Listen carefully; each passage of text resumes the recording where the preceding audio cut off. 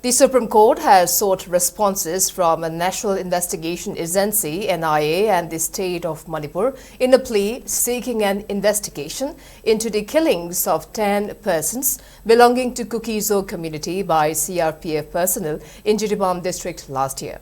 The bench of CJI Suryakant and Justices Joy Malia Bakchi and A.S. Chandrukar agreed to consider the matter and issued notice to the Union and the state of Manipur.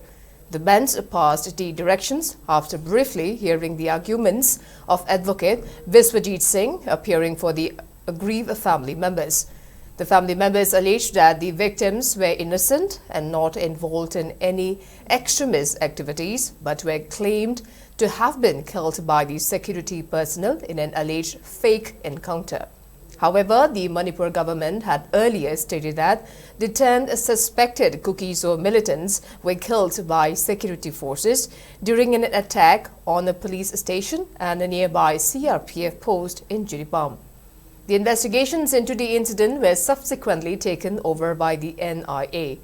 According to the government, the incident occurred after the Borobekra police station and the Zakuradhor CRPF post came under attack from armed militants around 3 p.m. on November 11, 2024.